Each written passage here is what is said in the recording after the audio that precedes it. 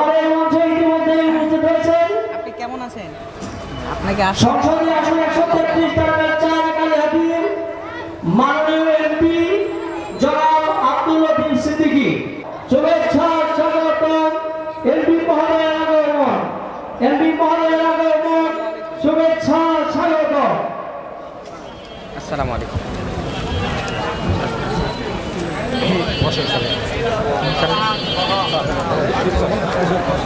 أعوذ بالله من الشيطان الرجيم إنه من يشرك بالله فقد حرم الله عليه الجنة وقال رسول الله صلى الله عليه وسلم من مات وهو يعلم أنه لا إله إلا الله دخل الجنة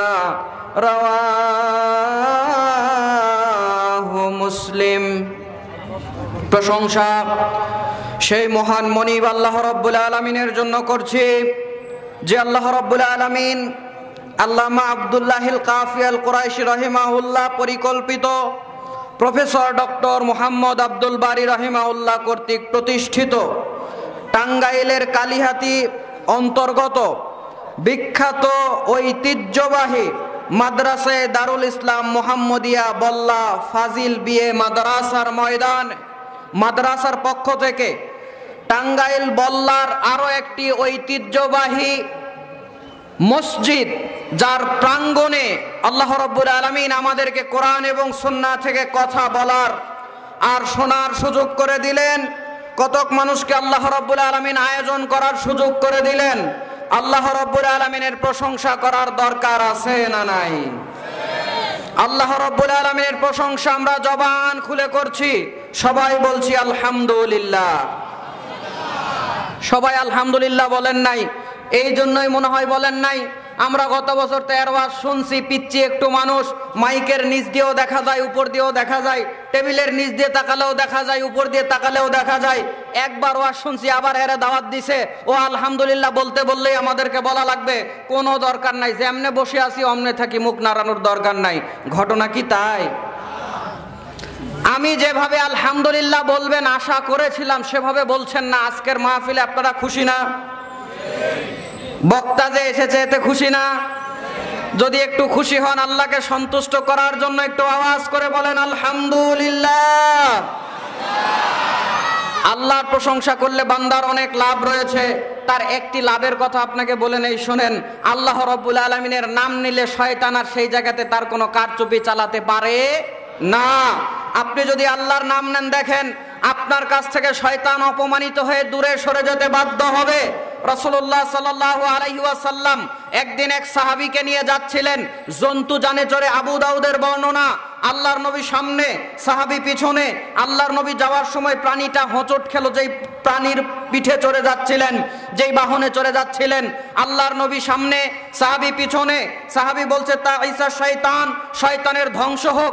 আল্লাহর নবী বললেন লা তাকুল তাঈসা শয়তান, তুমি বলো না শয়তানের ধ্বংস হোক। তুমি এখানে শয়তানকে যখন গালি দিয়েছ, শয়তানকে যখন গালি দিয়ে অপমান করার চেষ্টা করেছ, শয়তানের এই জায়গাতে অহংকার হয়েছে। অহংকারে শয়তান তার বডিকে বৃদ্ধি করেছে মিসলাল বাইত, সে অহংকারে তার বডিকে একটা ঘরের আকৃতিতে পরিণত করেছে। আল্লাহর নবী তাকে শিখিয়ে দিলেন, তুমি শয়তানকে যদি অপমান করতে চাও, শয়তানকে যদি ছোট করতে চাও, ওকে গালি দিয়ে কোনো লাভ নাই, তুমি আল্লাহর নাম নাও। তুমি যদি আল্লাহর নাম নিতে, ফা ইন্নাকা ইযা কুলতা যালিকা তাসাগারা হাত্তা ইয়াকুনা মিসলা যুবাব, তুমি যদি এখানে আল্লাহর নাম নিতে, ওই শয়তান লজ্জায় অপমানে একটা মাছির আকৃতি ধারণ করত। আওয়াজ করে বলতে হবে আলহামদুলিল্লাহ। শয়তান মাছি হলে তো আলহামদুলিল্লাহই বলতে হবে, কারণ ও প্রকাশ্য শত্রু বলেছে আল্লাহ রাব্বুল আলামিন কোরআনে বহুবার। তো আল্লাহর নাম নিলে অনেক লাভ রয়েছে। আমি আপনাকে গত প্রোগ্রামে বলেছিলাম, আজকে আর সেটা বলতে চাচ্ছি না, সেদিকে যেতে চাচ্ছি না। আজকে জাস্ট একটা লাভের কথা বললাম। আল্লাহর নাম নিলে কার থেকে মুক্তি পাওয়া যায়, কার থেকে আশ্রয় পাওয়া যায়? শয়তানের কাছ থেকে। আশ্রয়টা দেয় কে? আল্লাহ। একটু জবান খুলে বলছি আলহামদুলিল্লাহ। আপনি আমি আল্লাহর প্রশংসা করলে লাভ নাই? অবশ্যই লাভ রয়েছে। দাদা জান একটু প্লিজ টিস্যু বক্সটা যদি একটু দিতেন, টিস্যু বক্স, জাযাকাল্লাহু খাইরান। আপনি আমি আল্লাহ রাব্বুল আলামিনের প্রশংসা করলে লাভ আছে না নাই?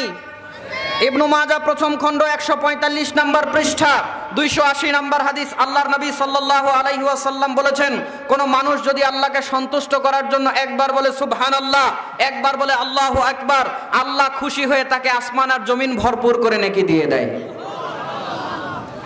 এখানে একটা কথা শোনেন তো, আপনাকে একটু বলি তো, আপনি আমি এত নেকি ইনকাম করছি, কামাই করছি, আল্লাহু আকবার বলে সুবহানাল্লাহ বলে সালাত পড়ে দান সাদাকা করে মাহফিলে এসে তাহাজ্জুদ পড়ে ফজর পড়ে সিয়াম রেখে সালাত আদায় করে নানান ভালো কাজ করে আপনার আমার জান্নাতে যাওয়ার একটা মনে হয় নেকির লিমিট থাকার দরকার নাই? কি মনে হয় আপনাদের?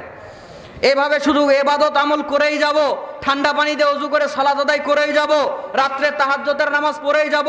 হুজুর আপনারা তো বলেন আমরা ওয়াজ শুনি, আমল করি, পড়ি, আমল করি, তবে কয় নেকি হলে জান্নাতে যাওয়া যায়? একটা লিমিট হলে ভালো হতো না? কি বলেন, একটা লিমিট হলে ভালো হতো না? কয় নেকিতে জান্নাতে যাওয়া যায় বলেন দেখি? আপনারা তো প্রত্যেকদিন আমাদের ওয়াজ শোনেন, আপনাদের থেকে উত্তর গ্রান্টেড নয়। আপনারা বলতে হবে কয় নেকিতে জান্নাতে যাওয়া যায়। শুনেছেন, প্রশ্নপত্র ফাঁস হয়ে গেছে। আর কি? আচ্ছা জি, তাহলে হ্যাঁ কথা ঠিক, বান্দার জীবনের একটা নেকি কবুল হলে বান্দা জান্নাতে যেতে পারে।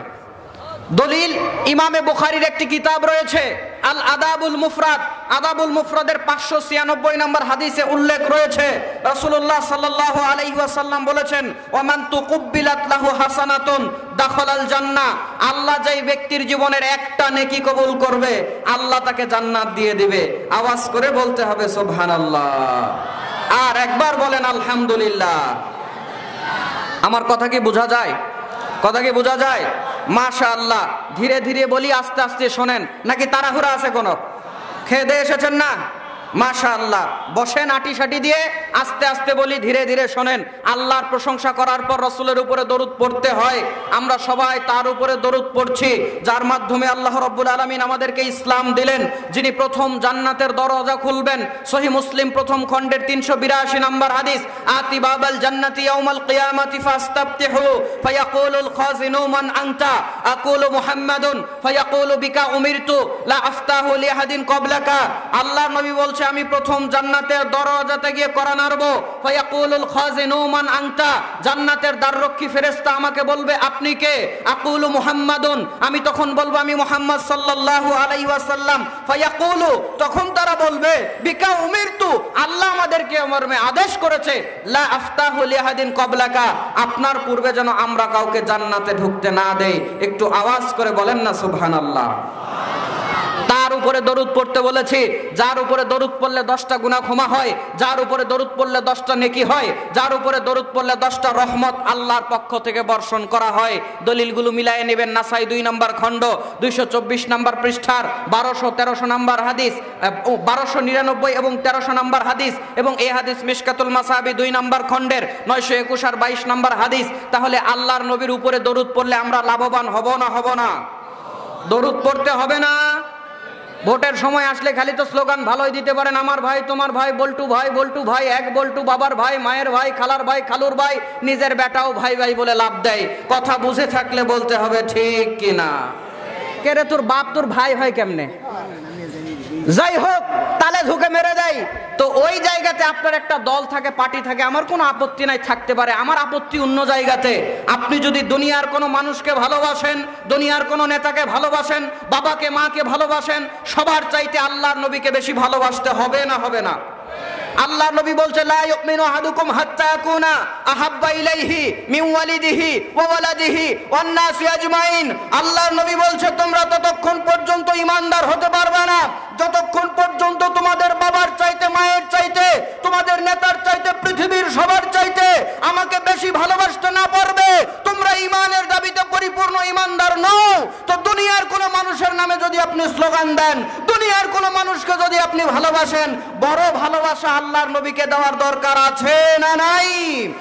যারা আল্লাহর নবীকে ভালোবাসেন, আওয়াজ উঁচা করে অন্তর নিংড়ানো ভালোবাসা দিয়ে বলছি সাল্লাল্লাহু আলাইহি ওয়াসাল্লাম। কষ্ট হয়ে যাচ্ছে, কষ্ট হয়ে যাচ্ছে। আপনার চেয়ে আমাদের কষ্ট বেশি। আমি আরো 3 দিন আগে বাসা থেকে বের হয়েছি, আরো 3 দিন পর বাসাতে ঢুকবো, আল্লাহ যদি ঢুকায় ইনশাআল্লাহ। গতকাল রাজশাহী ছিলাম, সেখান থেকে জার্নি করে আমরা আসতেছি। আজকে এখানে প্রোগ্রাম করে আবার নরসিংদী চলে যাব, তারপরে সিলেট ইত্যাদি ইত্যাদি মাহফিল নেওয়া আছে, ওইদিকে যাব। ঘুম নাই, খাওয়া নাই, আমাদের ক্লান্তি আপনাদের চেয়ে বেশি। আপনারা যদি একটু স্বতঃস্ফূর্তভাবে আমাদের সঙ্গে কথা বলেন, আমাদের সঙ্গে যদি একটু রেসপন্স করেন, আমরা একটু কথা বলে শান্তি পাবো। একটু হা না করতে রাজি আছেন তো? কিছু বলবেন? আচ্ছা আসুক, কথা বলি, আসুক, কাছাকাছি আসুক। আমার ভাইরা এদিকে তাকান। রাসূলুল্লাহ শুভেচ্ছা স্বাগত, শুভেচ্ছা স্বাগত। এমপি মহোদয়ের আগমন, নজির সিদ্দিকের আগমন, শুভেচ্ছা স্বাগত।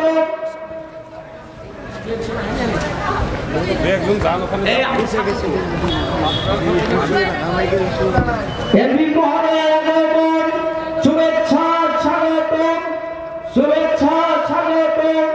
এমপি মহোদয়ের আগমন, এমপি মহোদয়ের আগমন, শুভেচ্ছা স্বাগত, শুভেচ্ছা স্বাগত। এমপি মহোদয়ের আগমন, এমপি মহোদয়ের আগমন, শুভেচ্ছা স্বাগত। আমাদের মঞ্চে ইতিমধ্যে উপস্থিত হয়েছেন। আপনি কেমন আছেন? আপনাকে সংসদীয় আসন 133 টার্মের 4 কালে হাবিব মাননীয় এমপি জনাব আব্দুল লতিফ সিদ্দিকী, শুভেচ্ছা স্বাগত। এমপি মহোদয়ের আগমন, এমপি মহোদয়ের আগমন, শুভেচ্ছা স্বাগত। আসসালামু আলাইকুম।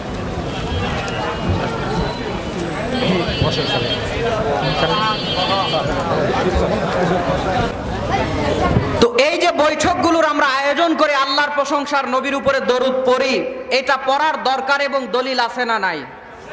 আপনি বলবেন হুজুর সময় অল্প, বক্তা বেশি, তাড়াতাড়ি ওয়াজ চালান, ডানে বামে এত কথা কেন? আমি বলবো আমাকে তো 1-1.5 ঘন্টা সময় দিয়েছেন কথা বলার জন্য। আমাকে 1-1.5 ঘন্টা নয়, 5 মিনিটে যদি সময় দিতেন তাও আমি আল্লাহর প্রশংসার নবী, আল্লাহর প্রশংসার রাসূলের শান বলতাম। বলাই দরকার। কেন? ইমামে তিরমিজির সুনানুত তিরমিজিতে কিতাবুদ দাওয়া নামে তিনি একটি অধ্যায় রচনা করেছেন। এখানে 3380-তে তিনি একটি হাদিস নিয়ে এসেছেন। রাসূলুল্লাহ সাল্লাল্লাহু আলাইহি ওয়াসাল্লাম বলেছেন, মা জালাসা কওমুন মাজলিসান লাম ইয়াযকুরুল্লাহ ফীহি ওয়া লাম ইউসাল্লু আলা নাবিয়্যিহিম ইল্লা কানা আলাইহিম তিরাতান ফা ইন শাআ আযাবাহুম ওয়া ইন শাআ গফারা লাহুম। আল্লাহর নবী বলছেন, তোমরা একটা জনসমাগমের আয়োজন করলে, একটা মাহফিলের আয়োজন করলে, লাম ইয়াযকুরুল্লাহ ফীহি, ওই বৈঠকের মধ্যে তোমরা আল্লাহর কোনো প্রশংসা করো নাই, ওয়া লাম ইউসাল্লু আলা নাবিয়্যিহিম, তোমরা তোমাদের নবীর উপরে কোনো দরুদ পড়ো নাই, ইল্লা কানা আলাইহিম তিরাতান ফা ইন শাআ আযাবাহুম ওয়া ইন শাআ গফারা লাহুম। এই আল্লাহর প্রশংসার, নবীর উপরে দরুদ না পড়ার কারণে আল্লাহ রাব্বুল আলামিন তোমাদেরকে ওই বৈঠক করার কারণে ক্ষতিগ্রস্ত করবেন। একটু আওয়াজ করে বলেন না আউযুবিল্লাহ। আল্লাহ চাইলে মাফও করতে পারবে, এই ক্ষেত্রে আল্লাহ চাইলে শাস্তিও দিতে পারে। সুতরাং এই জন্য আমরা যে কোনো প্রোগ্রামের পূর্বে আল্লাহর প্রশংসা এবং রাসূলের উপরে দরুদ পড়ে নেই। আজকে আমি একটা টপিকের উপরে কথা বলবো। সেই টপিকটা হচ্ছে আল্লাহর প্রতি বান্দার হক এবং বান্দার প্রতি আল্লাহর হক। কথা বুঝছেন? আল্লাহর উপরে আপনি কি কি অধিকার রাখেন? একটা মানুষ আল্লাহর উপরে, আপনি আল্লাহর বান্দা হিসেবে আল্লাহর কাছে কি অধিকার রাখেন এবং আপনি আল্লাহর কাছ থেকে কি চান, আসলে কি চাওয়া উচিত? আমরা তো বুঝি না, খালি আল্লাহকে বলেন আল্লাহ 2 তলা 4 তলা করে দাও, 4 তলা 10 তলা করে দাও, 2 কোটিকে 5 কোটি করে দাও, 5 কোটিকে 10 কোটি করে দাও। আসলে কি যে চাওয়া লাগবে এটাও তো জানেন না। তো আজকের বক্তব্যের বিষয় হচ্ছে আল্লাহর প্রতি বান্দার হক এবং বান্দার প্রতি আল্লাহর হক। আমরা এই টপিকের উপরে সংক্ষিপ্ত সময় কিছু কথা বলবো ইনশাআল্লাহ। আপনারা শুনছেন? কারা কারা শুনছেন একটু দেখি। লিল্লাহে তাকবীর, লিল্লাহে তাকবীর। মাশাআল্লাহ। আপনারা যদি না বসেন তাহলে কিন্তু ভালো দেখা যাচ্ছে না। আমাদের মাননীয় এমপি মহোদয় এসেছেন, আপনারা তার সম্মানে এসেছেন। বসে গেলে আমরা অনেক অনেক আনন্দিত হব। দয়া করে জায়গা আছে আপনারা বসে যান। আর যারা মেহমান হিসেবে এসেছেন সকলেই বলবেন, দিনী মাহফিল বসলে আমরা অনেক আনন্দিত হবে। গেটের মধ্যে জটলা করবেন না, বসে যাবেন। একটা তাকবীর দেন, লিল্লাহি তাকবীর। আল কোরআনের আলো তাকবীর হলো না, আল্লাহ দেয় জবান, আল্লাহ বড়, আল্লাহ মহান, লিল্লাহি তাকবীর, লিল্লাহি তাকবীর। আল কোরআনের আলো, আল হাদিসের আলো, জনাব আব্দুল লতিফ সিদ্দিকীর আগমন, এমপি মহোদয়ের আগমন, লিল্লাহি তাকবীর। রাসূলুল্লাহ সাল্লাল্লাহু, এবার মূল আলোচনাতে, ডানে বামে আর কোনো নজর নাই, একদম আলোচনাতে ঢুকে গেলাম। রাসূলুল্লাহ সাল্লাল্লাহু আলাইহি ওয়াসাল্লাম একদিন মুয়াজ রাদিয়াল্লাহু তাআলা আনহুকে প্রশ্ন করছেন, 856 নম্বর হাদিস বুখারী। একদিন রাসূলুল্লাহ সাল্লাল্লাহু আলাইহি ওয়াসাল্লাম মুয়াজ রাদিয়াল্লাহু তাআলা আনহুকে প্রশ্ন করছেন, মুয়াজ তুমি কি জানো বান্দার উপরে আল্লাহর হক কি আর আল্লাহর উপরে বান্দার হক কি? আল্লাহর নবীকে মুয়াজ রাদিয়াল্লাহু তাআলা আনহু বলছেন, না আমি জানি না বান্দার উপরে আল্লাহর হক কি আর আল্লাহর উপরে বান্দার হক কি, এটা আল্লাহ এবং তার রাসূলই ভালো জানে, আমি জানি না। তখন রাসূলুল্লাহ সাল্লাল্লাহু আলাইহি ওয়াসাল্লাম বললেন, বান্দার হক হচ্ছে আল্লাহর প্রতি, বান্দা আল্লাহ রাব্বুল আলামিনের ইবাদত করবে, তার ইবাদতে কোনো শিরক করবে না, শরীক করবে না।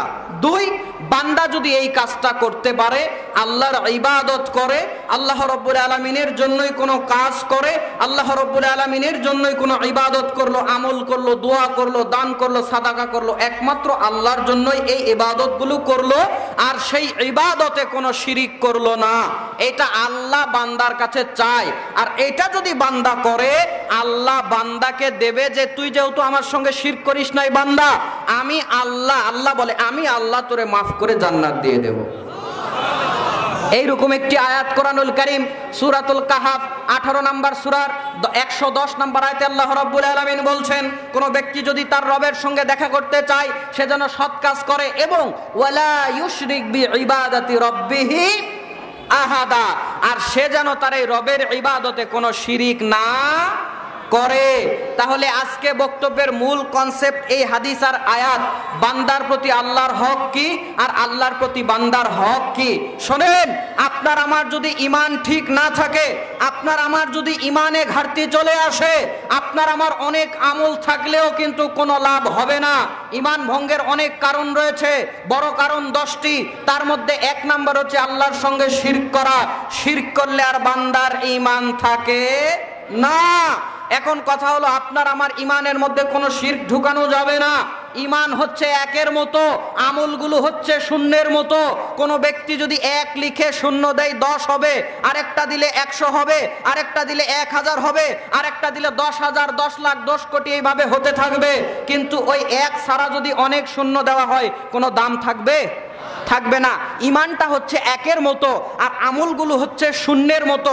যদি ঈমানের পরে আপনার আমল বাড়ান, লাভ আছে, কিন্তু ঈমান ছাড়া যদি কোনো আমল করেন বা ঈমান চলে গেছে, শিরক করেছেন, ঈমান নাই, এই অবস্থায় কোনো আমল করলে গ্রহণযোগ্য হবে না। আরো আপনাকে সহজ করে বলি, শোনেন আমার ভাইরা, আপনার ঈমানটা হচ্ছে অ্যাকাউন্ট যদি থাকে, টাকা আপনি রাখলে না তাতে টাকা ঢুকবে, আপনার অ্যাকাউন্টই নাই, একটা নাম্বারে আপনার বিকাশ নগদ কিছু খোলা নাই, আপনি টাকা ঢুকানোর যদি চেষ্টা করেন ঢুকবে? বল্লার মানুষ আওয়াজ করে বলতে হবে, ঢুকবে? অ্যাকাউন্টই নাই। তো ঈমান হচ্ছে অ্যাকাউন্ট, আমলগুলো হচ্ছে জমা। অ্যাকাউন্ট থাকলে আমল জমা হবে, নেকি জমা হবে। ঈমান নামক অ্যাকাউন্ট না থাকলে নেকি জমা হবে না। শোনেন, ঈমান এমন একটা জিনিস যেটার যত্ন নিতে হয়।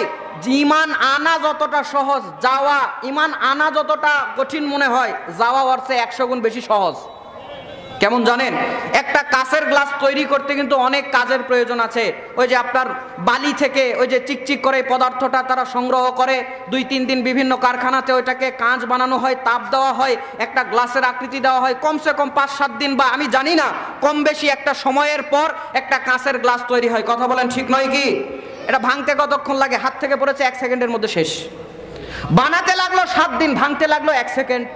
তো মানুষের ঈমানটা ঠিক তেমন, এটা আনা যতটা কঠিন, যাওয়া এর চেয়ে আরো বেশি সহজ হয়ে যায়। যদি আপনি আমি কাঁচের গ্লাসের যত্ন না করি, কাঁচের ওই প্লেটের যত্ন না করি, ওটা যেরকম ভেঙে যায়, ঈমানের পরিচর্যা যদি না করি, ঈমানকে যদি দেখাশোনা না করেন, ঈমান এর চেয়ে তাড়াতাড়ি ভেঙে যায়। কথা বলেন ঠিক কিনা? শিরিক সম্পর্কে আহলে হাদিস মানুষরা মোটামুটি জ্ঞাত আছে, কিন্তু আপনার আমার মধ্যেও অনেক শিরিক জেনে না জেনে ঘটে যায়। আমি এরকম কিছু উল্লেখ করে আপনাকে দেখাবো, শোনেন। আপনারা যেহেতু শিরিক সম্পর্কে জানেন, এখানে আমি পয়েন্টটা লম্বা করব না, তারপরেও সংক্ষেপ করে একটু বলি, শোনেন। এই যে আপনার আমার ঈমান, এই ঈমানটা আপনি আমি যদি শিরক করি, শিরক কাকে বলে? সহজ করে বলি, একমাত্র যেই জিনিসটা আল্লাহকে দেওয়ার কথা, একমাত্র যেই ইবাদতটা আল্লাহকে দেওয়ার কথা, দুনিয়ার কোনো মানুষকে দিচ্ছেন, আল্লাহকেও দিচ্ছেন, দুনিয়ার কোনো মানুষকেও দিচ্ছেন, শিরক হবে। অথবা আল্লাহকে দিচ্ছেনই না, ওটা যেটা ইবাদত আল্লাহকে দেওয়ার কথা দুনিয়ার মানুষকে দিচ্ছেন, ওইটাও শিরক হয়ে যাবে। এতটুকু কি আমার কথা বুঝতে পেরেছেন? আপনার অনেক আমল আছে, ঈমান নাই, কোনো লাভ হবে? কিন্তু আপনার শুধু ঈমান আছে, অনেক গুনাহ আছে, লাভ হবে না? হবে না? ইবনে মাজার হাদিস 43 নম্বর হাদিস, ইবনে মাজাহ। আল্লাহর নবী সাল্লাল্লাহু আলাইহি ওয়াসাল্লাম ডাক দিয়ে বলছেন, দুনিয়ার মানুষ, আল্লাহ রাব্বুল আলামিন হাসরের ময়দানে একটা বান্দার হিসাব করার জন্য বান্দাকে আল্লাহ রাব্বুল আলামিন ডাক দিয়ে নেবে। আল্লাহ রাব্বুল আলামিন বান্দাকে আড়াল করে নেবে। লম্বা হাদিস, সংক্ষেপ করে বলছি। আল্লাহ রাব্বুল আলামিন তাকে আড়াল করে নেওয়ার পর প্রশ্ন করবে, বান্দা তোমার যতগুলো গুনার খাতা রয়েছে, আল্লাহর নবী বলছেন ওই ব্যক্তির গুনার খাতার পরিমাণ হবে 99টা, আর এক একটা খাতার দূরত্ব হবে তত দূর পর্যন্ত, একটা মানুষের চোখ যায় যত দূর, তত দূর পর্যন্ত এক একটা খাতার, এক একটা দপ্তরের দূরত্ব, এবং প্রত্যেকটা দপ্তরের মধ্যে গুনার গুনাহ। এইরকম একটা নয়, দুইটা নয়, ওই বান্দার 99টা গুনার দপ্তর থাকবে। জোরে কন নাউযুবিল্লাহ। ঈমান থাকলে কেমন ফলাফল পাবেন দেখেন আল্লাহর মানুষ। আল্লাহ রাব্বুল আলামিন এই বান্দাকে আড়াল করে নিয়ে ডাক দিয়ে বলবে, বান্দা যত তোমার আমল নামার মধ্যে গুনাহ আছে, গুনাহগুলো কি তুমি করেছো না ফেরেশতারা বানিয়ে বানিয়ে তোমার উপরে জুলুম করেছে? বান্দা আল্লাহকে ডাক দিয়ে বলবে, আল্লাহ একটাও গুনাহ আপনার ফেরেশতারা বাড়ায় লেখে নাই, বানায় লেখে নাই। আল্লাহ আমার উপরে ফেরেশতারা জুলুম করে নাই, তারা ঠিকই লিখেছে। আল্লাহ রাব্বুল আলামিন বলবে, বান্দা তোমার গুনাহগুলোকে তুমি কি স্বীকার করে নাও? বান্দা বলবে, হ্যাঁ আল্লাহ আমি আমার গুনাহগুলোকে স্বীকার করে নেই। আল্লাহ রাব্বুল আলামিন বলবে, বান্দা তোমার তো আজকে হিসাব নিকাশ আমি করব, তোমার আমল নামাগুলোকে আজকে ওজন করা হবে, তোমার এই গুনাহগুলোকে আর নেকিগুলোকে ওজন করা হবে। তোমার যদিও অনেকগুলো গুনাহ আছে, 99 দপ্তর শুধু গুনার গুনাহ, কিন্তু হাদিসের ইবারতের শব্দ হলো আমার কাছে তোমার একটা হাসানা আছে, একটা কল্যাণ আছে, একটা নেকি আছে। আজকে ওই নেকি আর কল্যাণের সঙ্গে তোমার এই গুনাহগুলোকে ওজন করব। একটু আওয়াজ করে বলা যাবে কি সুবহানাল্লাহ? সম্মানিত ভাইরা আমার, আরেকটা কথা মনে পড়ে গেল। ওজনের পাল্লা, মিজানের পাল্লা আপনারা মানেন? কে কে মানেন? সবাই মানেন? হাত তোলা লাগবে না, সবাই মানেন। মিজানের পাল্লাকে মানেন না? কে কে হাত তোলেন? মিজানের পাল্লা মানেন না বুঝে সুঝে। কিন্তু বাংলাদেশে একদল আছে, আমি এই কথা কেন বললাম ভাই, মাঝে মধ্যে কথা মনে পড়ে যায়। একদল আছে যারা মিজানের পাল্লাকে মানে না, যারা বলে 5 ওয়াক্ত সালাত আদায় করে জান্নাত পাওয়া যাবে, আমি কোথাও পাই না। যারা বলে কোরআনে দাড়ি রাখার কথা নাই, এই জন্য আমরা দাড়ি রাখি না। আবার একদল আছে বলে যে টাকনুর নিচে কাপড় পরার কথা হাদিসে, উপরে কাপড় পরার কথা হাদিসে থাক, কোরআনে তো নাই, এই জন্য টাকনুর উপরে কাপড় পরি না। বুঝে থাকলে বলেন, এইরকম একটা গ্রুপ আছে না নাই? এদেরকে আপনারা কি নামে চেনেন? আহলে কোরআন, মুনকিরে হাদিস, যাই বলেন, মোট কথা হলো তারা হাদিসকে অস্বীকার করে। তারা হাদিসকে অস্বীকার করে। যারা হাদিসকে অস্বীকার করে ভাইজান, তাদের ঈমান নিয়ে আমাদের সংশয়।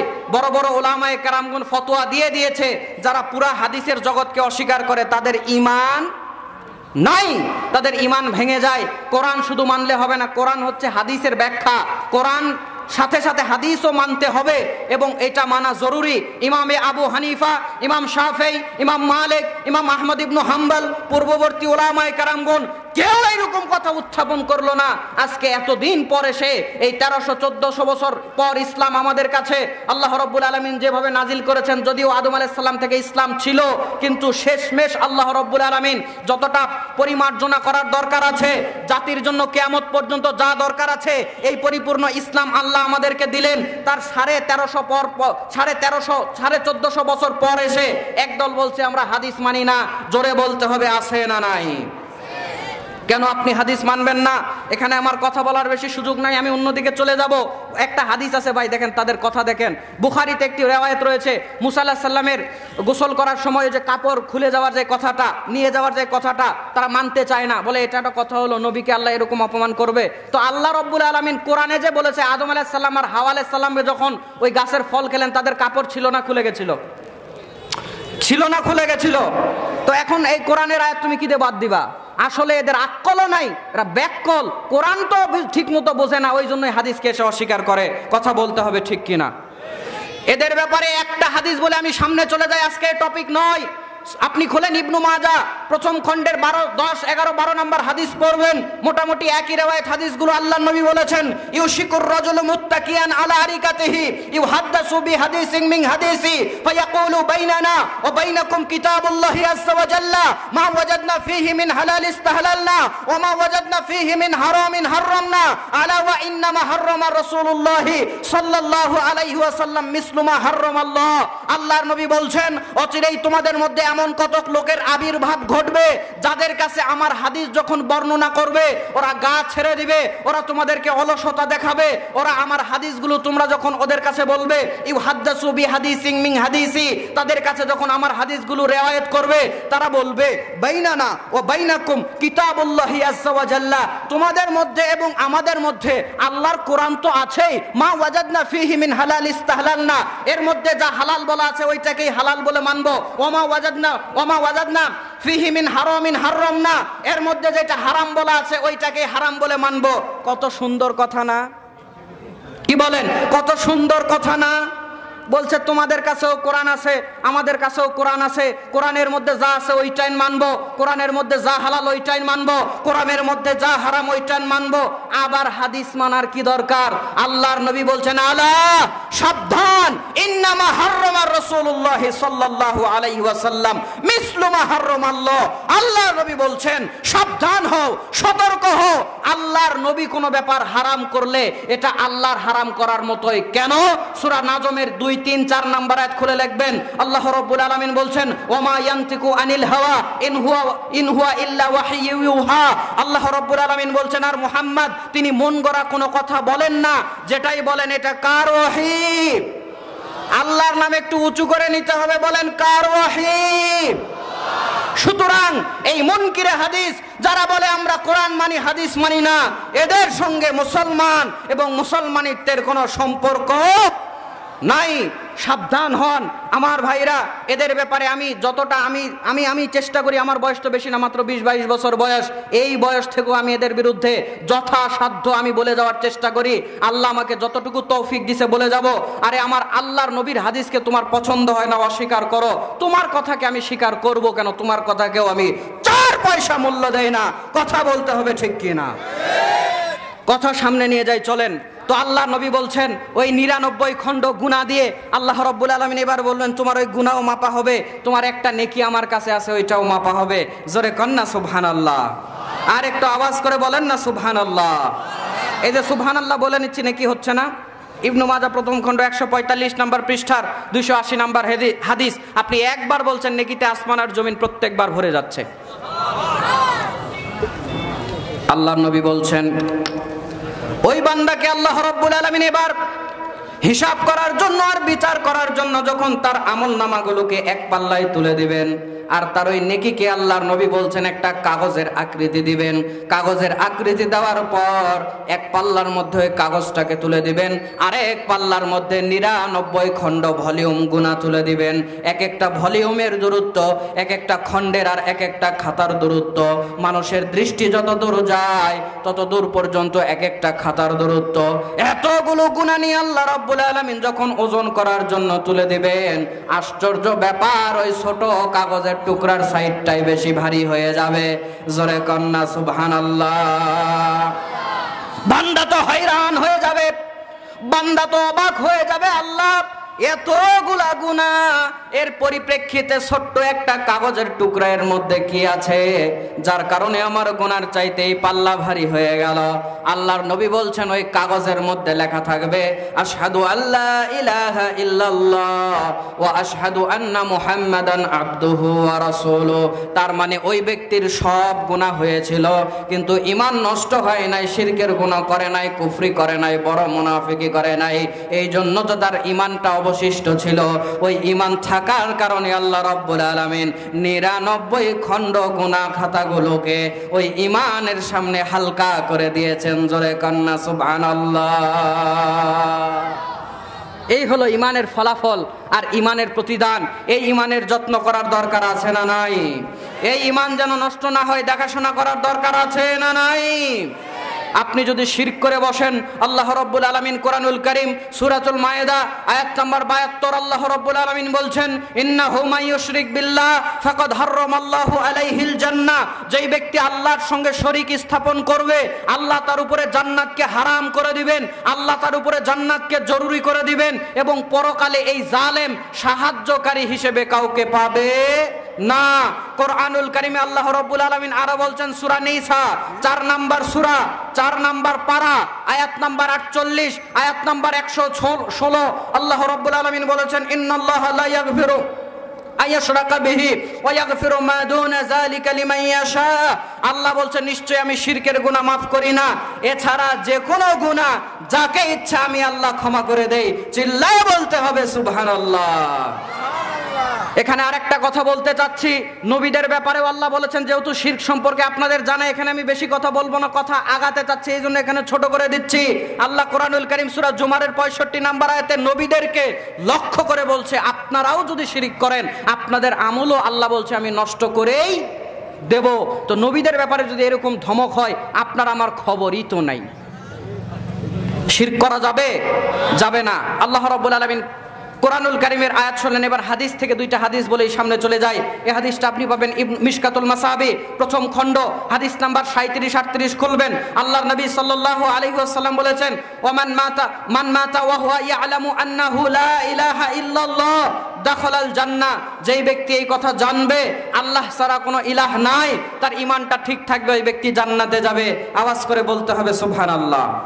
আরেকটি হাদিস নেন, এই হাদিসটা পরেরই, দুইটা একসাথে হাদিস নাম্বার বলেছি, এবার ওটা শুধু পড়েন। আল্লাহ নবী বলছেন মান মাতা ইউশরিক বিল্লাহি শাইয়া দাখালাল জান্নাহ দাখালান নার। কেউ যদি আল্লাহর সঙ্গে শিরিক করে বিন্দু মাত্র ও জাহান্নামে যাবে। আর আল্লাহ নবী বলছেন মান মাতা লা ইউশরিক বিল্লাহি শাইয়া, আর কেউ যদি আল্লাহর সঙ্গে বিন্দু পরিমাণ শিরিক না করে দাখালাল জান্নাহ, ওই ব্যক্তি জান্নাতে চলে যাবে। জোরে কোন আলহামদুলিল্লাহ। শিরিক করা যাবে? আপনার আমার মধ্যে শিরিক আছে না নাই? ওরে বাবা, বলছেন এতক্ষণ কি বললাম? তাহলে শিরক থাকলে জান্নাত পাবেন না, এখন আবার বলছেন শিরক আছে, তাহলে কেমনে জান্নাতে যাবেন? কি ওয়াজ করলাম আর কি বুঝলেন? সত্যিই শিরক আছে? আমি যদি দেখাতে পারি আছে তাহলে কেমন হয় দেখবেন। টাঙ্গাইলে বল্লা এলাকার লোকজনেরা, বাচ্চা কাচ্চা আপনাদের তো আছে, যুবক ছেলেবেলে তো আপনাদের আছে, এরা প্রেম ভালোবাসা করে না? বলবেন হুজুর এই কথা এখানে কেন তুললেন? একটু 1 মিনিট বলতে দেন কেন তুললাম। দেখেন, আপনি জানেন আমি বল্লাতে অপরিচিত মানুষ নই, আমি আপনাদের এলাকাতে, জি আমি আপনাদের বল্লাতে অপরিচিত মানুষ নই। আপনি জানেন আমি আউল ফাউল কথা বলি না। এই কথা কেন বলছি দেখেন, এরা শিরক করে বসে আছে। সামনে 14ই ফেব্রুয়ারি আসছে, এদেরকে নিয়ে কিছু বলার দরকার আছে না নাই? খালি দেখবেন গাছের নিচে জোড়াই জোড়াই লাইলি মজনু শিরি ফরহাদ সখি মগামগি বসে থেকে বাদাম সিবাবে, আর গল্প একটাই, তুমি আমার আমি তোমার। এই গল্পগুলোর ফাঁকে ফাঁকে একে ওরে বলবে তুমি দেখতে চাঁদের মতো সুন্দর, গোলাপের মতো সুন্দর, এইরকম সেইরকম বলতে বলতে এক পর্যায়ে গিয়ে বলছে তোমার জন্য আমি জীবন দিয়ে দিব। কথা বলেন, বলে না বলে না? আরে এই কথা না বললে কাজই হবে না। কথা মনে হয় আমার বোঝেন নাই। ও যে করছে যা করছে এই কথা না বললে তো বিশ্বাসই করবে না যারা পছন্দ করে। তা আপনি যে বললেন তোমার জন্য জীবন দিয়ে দিব, এই কথাটা কতটুকু বিশুদ্ধ হলো? আল্লাহ রাব্বুল আলামিন কোরআনুল কারীমে বলছে, দেখেন কোরআন ছাড়া একটা কথাও বলছি না, কোরআনুল কারীম সূরাতুল বাকারা 2 নম্বর সূরার 165 নম্বর আয়াতে আল্লাহ রাব্বুল আলামিন বলছেন ওয়া মিনান নাসি মাইয়াত্তাখিযু মিন দুনিল্লাহি আনদাদা ইউহিব্বুনাহুম কাহুব্বিল্লাহ। আল্লাহ বলছে দুনিয়াতে এমন কতক মানুষ আছে, দুনিয়াতে এমন কতক ব্যক্তি আছে যারা আল্লাহকে যেমন ভালোবাসার কথা দুনিয়াতে এমন কাউকে বানিয়ে নিয়েছে যে তেমন ভালোবাসে। আল্লাহকে যেমন ভালোবাসার কথা দুনিয়াতে এমন কাউকে বানিয়ে নিয়েছে যে তেমন ভালোবাসে। আল্লাহ আবার বলছেন ওয়াল্লাযিনা আমানু আশাদ্দু হুব্বাল লিল্লাহ। আর যারা ঈমানদার হয় তারা একমাত্র শক্ত ভালোবাসা দেয় কাকে? জোরে বলতে হবে কাকে? তো আল্লাহ বলছে দুনিয়ার কতক মানুষ এমন অনেক মানুষকে এতটা বেশি ভালোবাসে যে আল্লাহকে যতটা বেশি ভালোবাসা লাগবে। আমার ভাইরা, ভালোবাসার চূড়ান্ত পর্যায়ের নাম হলো বলা হলো তোমার জন্য জীবন দিব। একটা মানুষকে চূড়ান্ত ভালো না বাসলে এই কথা বলা যায় না। জীবন দিলে একমাত্র কার জন্য দিতে হবে? দলিল কোথায়? কোরআনুল কারীম সূরাতুল আনআম 6 নম্বর সূরা 8 নম্বর পারা 162 নম্বর আয়াতে আল্লাহ রাব্বুল আলামিন বলছেন, হে নবী আপনি বলে দেন কুলিন্না সলাতি ওয়া নুসুকি ওয়া মাহইয়ায়া ওয়া মামাতি লিল্লাহি রাব্বিল আলামিন। আল্লাহর নবীকে শিখিয়ে দিচ্ছে আল্লাহ, হে নবী আপনি বলে দেন আপনার সালাত, আপনার কুরবানি, আপনার জীবন, আপনার মৃত্যু স্পষ্ট করে বলা আছে মাহইয়ায়া ওয়া মামাতি লিল্লাহি রাব্বিল আলামিন। তাহলে জীবন মৃত্যু যদি কারো জন্য দিতেই চান দিতে হবে কার জন্য? একটু আগে যে বললেন তোমার জন্য আমি জীবন দিয়ে শহীদ হয়ে মরে যাব, আটা হয়ে যাব, লাগে বাড়ির সাথে যা যুদ্ধ হয় করব, এই যে আপনি কথা বললেন শিরক হয়েছে না হয় নাই? শুধু শিরক হয়েছে? শিরক নিয়ে তো লেখাপড়া করেন না, খালি বলেন আমাদের মধ্যে শিরক নাই শিরক নাই। আমি অনেক শিরকের লিস্ট আপনাকে দেখাতে পারবো আমাদের মধ্যে আছে। সাবধান হতে হবে, আমাদেরকে আরো সতর্ক হতে হবে। 2-4টা শিরক শুধু চুপ করে বসে থাকলে হবে না, অনেক শিরক আছে। আপনি যদি শিরক সম্পর্কে পড়ে থাকেন, শিরকের বড় দিক আছে, ছোট শিরক আছে। শিরক পড়তে গিয়ে আপনি একটা পয়েন্ট পেয়ে থাকবেন, সমস্ত ওলামায়ে কেরামগণ এই পয়েন্টগুলো নিয়েছেন, আরব শায়েখদের বই পড়বেন। শিরক ফিল মুহাব্বা, ভালোবাসাতে শিরক। কথা বুঝেন নাই? তো আপনি যে বললেন তোমার জন্য জীবন দিয়ে দিব, আর এই যে অনেক যুবতীরা আছে, মহিলারা আছে প্যান্ডেলের মধ্যে, যুবক ছেলেপেলেরা আছে, জীবনে এই কথা আর বলবা? কথা কয় না, বলবেন? মুরব্বীরা হ্যাঁ কন, আপনারাও কি ওই দলে নাকি? যারা ওই কাজ করে এরা হ্যাঁ কয় না, আপনি কইতেছেন হ্যাঁ, এক পা কবরে গেছে, আপনি হ্যাঁ কয়ে কোনো লাভ আছে? আপনার এমনিতেও আর কেউ টাইম দিবে না। সুতরাং আমি যেটা বলতে চাইলাম আর বুঝাতে চাইলাম, এই যে আপনার ছেলে এই কথা বলে শিরক করলো না করলো না, ঈমান থাকবে? 14ই ফেব্রুয়ারি পালন করবে, চকলেট ডে করতেছে, কি জানি টেডি ডে ইত্যাদি ইত্যাদি। কোত্থেকে এগুলো বাংলাদেশে আমদানি হয়েছে আল্লাহই ভালো জানে। এই দিন যত মেয়ে ইজ্জত হারাবে, যত ছেলে লম্পট আর চরিত্রহীন হবে, এই দিনে পুরা বছরেও এত মানুষ ছেলে লম্পট হয় না আর এত মেয়ে ইজ্জত হারা হয় না। কথা বলেন ঠিক কি না? আল্লাহর কাছে বলা ছাড়া আর কিছু নাই, আল্লাহ এদেরকে তুমি হেদায়েত দান করো, বলেন আমিন। আরো শিরক আপনার আমার মধ্যে আছে। আপনি মাজারে গিয়ে চান, বাজারে গিয়ে চান, আপনি দরগাতে গিয়ে চাচ্ছেন, বটগাছ দেখেই চাচ্ছেন, উঁচা কবর দেখেই চাচ্ছেন। আপনার কি হলো? আপনি মার খাবেন না তো খাবে কে? এই মুসলমানরা পাথরের কাছে গিয়ে কল্যাণ চায়। নরসিংদীতে আমি একটা জায়গাতে প্রোগ্রামে গেছি ভাইজান, গিয়ে দেখছি ওখানে আছে অনেকেই বসে টসে আছে, গান টান মজমা টজমা দিয়ে বসে আছে, হাতের মধ্যে লোকজন আছে, অনেকে হাতে ডলে ডলে কি জানি খায়। বাবা আমি তো অত কিছু বুঝি না, খালি দেখি ডলতেছে হাতের মধ্যে, কি যে খায় আল্লাহই ভালো জানে, আপনারা একটু বুঝে নিয়েন। এই খাওয়া দাওয়া চলতেছে, আর ওখানে একটা কালো পাথর দিয়ে রাখছে, কালো পাথর, পাথরের পেটের মধ্যে মানে উপরের দিকে একটা ছিদ্র করা আছে, ছিদ্র, ওই ছিদ্রর মধ্যে কিছু পানি দিয়ে দিয়ে রাখছে, ওই সম্ভবত এই যে মাজারটা ধুয়ে এনে এনে পানি দিয়ে রাখছে। আর ওখানে কিছু নারী গিয়ে পুরুষ গিয়ে হাত দিয়ে পানি নিচ্ছে, চোখে মাখে, মুখে মাখে, গায়ে মাখে, নানান জায়গাতে মাখে। তো আমি ওই জায়গাতে বললাম এই কারণগুলো করার পেছনে কারণ কি? বলছে বলেন কি, বরকতি পানি, সব ইচ্ছা পূরণ হয়ে যাবে। যেই মুসলমান, যেই নারী ইমানদার দাবি করে, যেই পুরুষ ইমানদার দাবি করে, পাথরের পানি শরীরে মেখে আর মুখে মেখে গায়ে মেখে কল্যাণ তালাশ করে, এদের উপরে নির্যাতন অত্যাচার আসবে না তো আর কার উপরে আসবে? এরা দেশ ছাড়া হবে না তো কে দেশ ছাড়া হবে? মুসলিমদের অবস্থা যে এত খারাপ হয়ে গেছে, এত অধপতনের অতল তলে চলে গেছে, এই জন্য এরা সব জায়গাতে মায়ের খায়। যে পাথরের কাছে কল্যাণ খোঁজে, আল্লাহ তার দিকে ফিরেও তাকাবে, তার দয়া দেখাবে। আমার ভাইরা এরকম হাজারো শিরক আছে, করা যাবে? বলেন করা যাবে না? ইবাদতে শিরক হয়, কথাতে শিরক হয়, দোয়াতে শিরক হয়, অন্তরে শিরক হয়, চলাফেরায় শিরক হয়, বিভিন্নভাবে শিরক হয়। আমাদের শিরক থেকে বাঁচতে হবে, আল্লাহ হেফাজত করুক, বলেন আমিন। একটা হাদিস বলে এই পয়েন্ট শেষ করে দেব, পরের পয়েন্টের দিকে যেতে হবে। এবং মা বোনদের জন্য সময় হলে আমি কিছু ওয়াজ করবো ইনশাআল্লাহ। গতবারে করেছিলাম, সময় পাই নাই, দেখি আজকে একটু কতটুকু পাওয়া যায় আমি করার চেষ্টা করব। আর একটা হাদিস বলে এই পয়েন্টটা শেষ করে দিব। আমি এতক্ষণে আপনাকে যতটুকু বললাম, আল্লাহর ইবাদত করতে হবে, কিন্তু ওয়ালা ইউশরিক বি ইবাদাতি রাব্বিহি আহাদা, আল্লাহর ইবাদতে কোনো শিরিক করা যাবে। আর একবার সবাই আওয়াজ করে বলেন যাবে। শেষ হাদিস, শিরক করার কারণে স্বয়ং ইব্রাহিম আলাইহিস সালামও তার বাবাকে জান্নাতে নিয়ে যেতে পারবেন না, সুপারিশ করতে পারবেন না। আপনাদের কি জানা আছে পরকালে সুপারিশের একটা ব্যাপার থাকবে? নবীরা সুপারিশ করবে, এটা হচ্ছে বড় সুপারিশ। শাফাআতের দুইটা দিক রয়েছে, বড় শাফাআত, ছোট শাফাআত। বড় শাফাআত নবীরা করবে, আর ছোট শাফাআত ইমানদাররা করবে। কতক ইমানদার থাকবে, কতক ভালো মানুষ থাকবে, তারাও মানুষদেরকে সুপারিশ করে করে জান্নাতে নিয়ে যাবে। সুবহানাল্লাহ। কালকে 9:30টার দিকে, কালকে 9:30টার দিকে তোমাদেরকে ক্ষমা করে আমি জান্নাত দিয়ে দিলাম। আল্লাহ পারে কি পারে না? ফাআলুল লিমা ইউরিদ, আমার আল্লাহ যা ইচ্ছা তাই করতে পারে, আমার আল্লাহ যা ইচ্ছা তাই করতে পারে, তিনিই হলেন আল্লাহ। জোরে বলতে হবে ঠিক কিনা? যারা এসেছেন খুশি তো? আর একবার বলেন না আলহামদুলিল্লাহ। মাশাআল্লাহ। কষ্ট হচ্ছে? আরেকটা বক্তা ডাক দিব। কষ্ট হচ্ছে আপনাদের? কার কার কষ্ট হচ্ছে একটু হাত তোলেন। ওয়াজ চলবে? কতক্ষণ চলবে? হুজুর ওয়াজ করতে করতে মরে যান, এখানে জানাজা দিয়ে দেই, ততক্ষণ পর্যন্ত চলুক নাকি? না, আমরা একটা লিমিটের মধ্যে আমরা কথা, আমাদেরকে ইঙ্গিত দিলে আমরা শেষ করে দেবো ইনশাআল্লাহ। ভবিষ্যতে আসা হলে আবার বলবো ইনশাআল্লাহ। আমার ভাইরা, তো বলছিলাম ইব্রাহিম আলাইহিস সালাম শিরক করার কারণে তার বাপকে নিয়ে জান্নাতে যেতে পারবে না। হাদিসটা আপনি পাবেন, এই হাদিসটা 3350 নম্বর হাদিস, সহিহ বুখারী কিতাবুল আম্বিয়ার মধ্যে হাদিসটা পেয়ে যাবেন।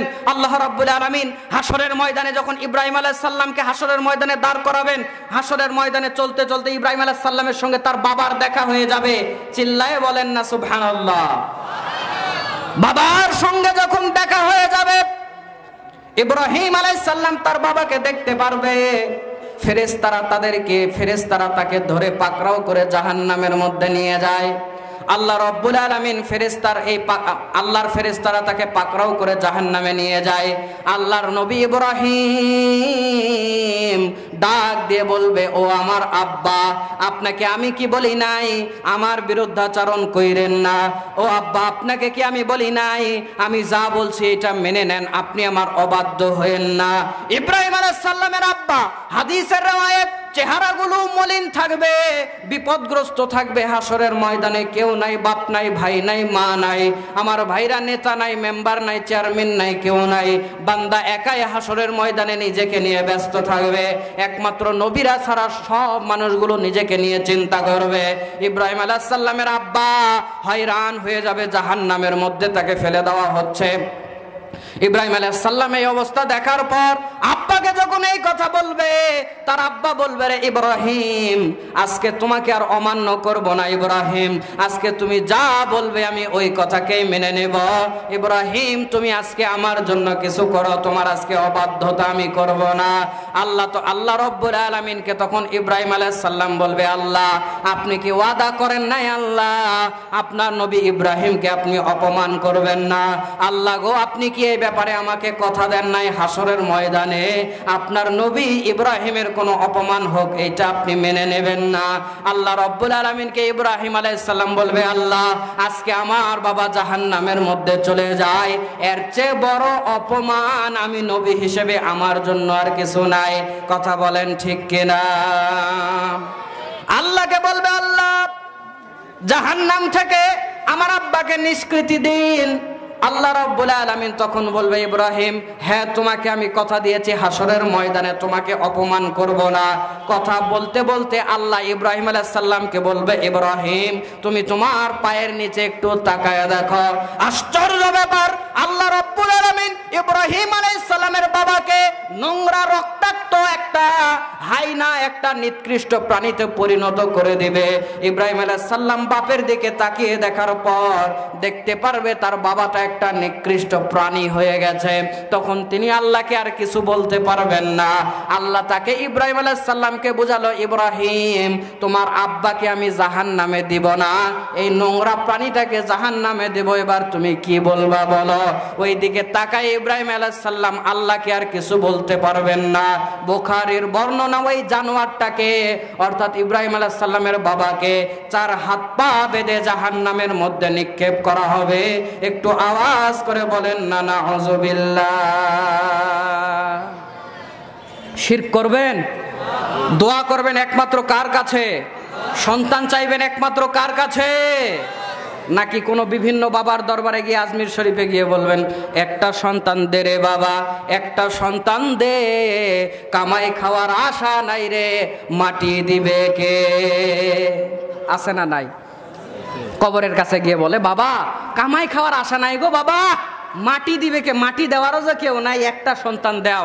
চাই কার কাছে? আল্লাহর কাছে না মাজারের কাছে? মাজারে যে শুয়ে আছে তার ব্যাপারে আমার ধারণা ভালো। আপনি যে গিয়ে চাচ্ছেন এটা ইবাদত না শিরক? এটা ইবাদত না শিরক? করা যাবে? যাবে না। আমি নরসিংদীতে যাচ্ছিলাম, আমার ভাইরা একদিন, বেশ 2 বছর আগের কথা হবে, আমি মোবাইলে একটু ভাবলাম যাইতে যেতে গাড়িতে আছি একটু ওয়াজ টোয়াজ শুনি। তো ওয়াজ বাজিয়ে দেওয়ার সঙ্গে সঙ্গে এক বক্তার মরে গেছে, নাম আমি নেওয়া প্রয়োজন মনে করছি না, আমরা নাম নেই না, জাস্ট আমরা জাতিকে সতর্ক করি। আমার ভাইরা আমরা যদি সতর্ক না করি কে করবে? আমরা যদি উম্মতকে দরদ দিয়ে না বুঝাই কে বুঝাবে?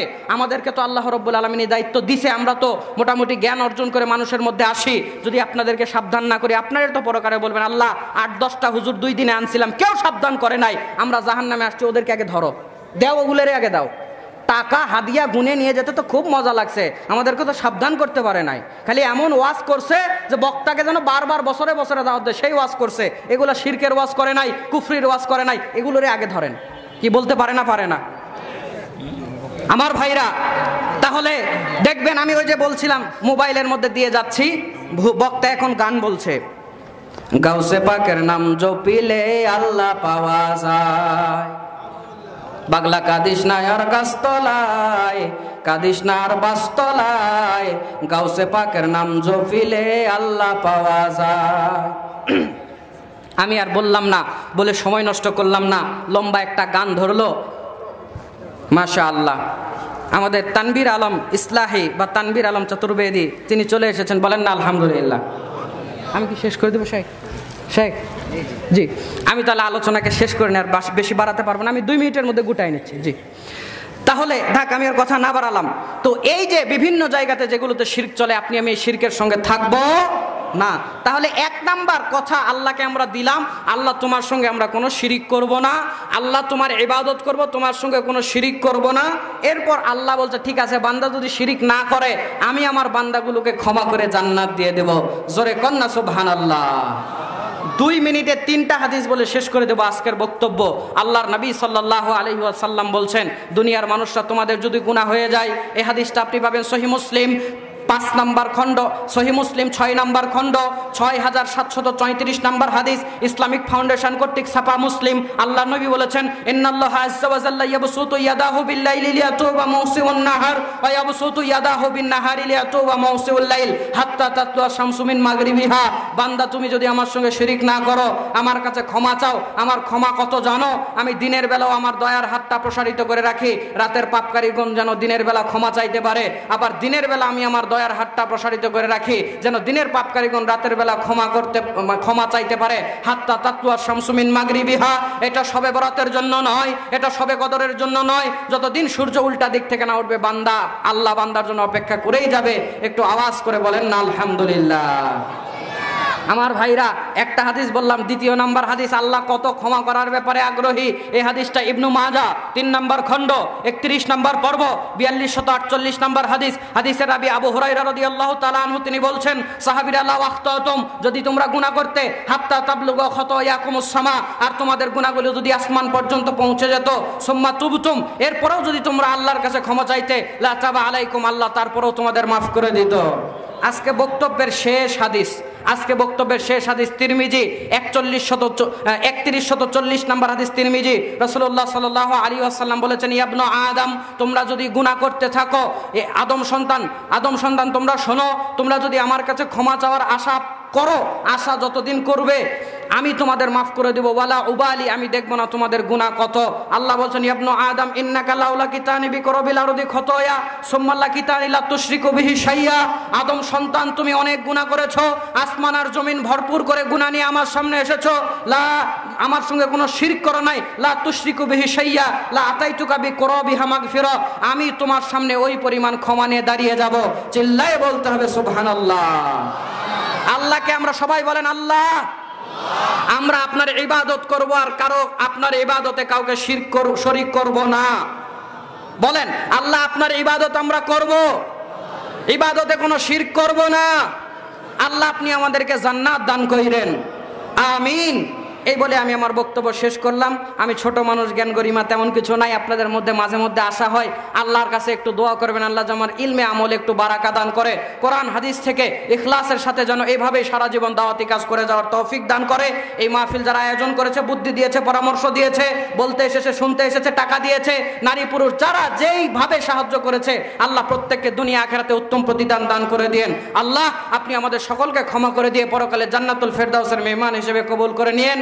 আল্লাহ চাইলে আবারও কোনো মাহফিলের ময়দানে দেখা হয়ে যাবে। সে পর্যন্ত আসসালামু আলাইকুম ওয়া রাহমাতুল্লাহি ওয়া বারাকাতুহু।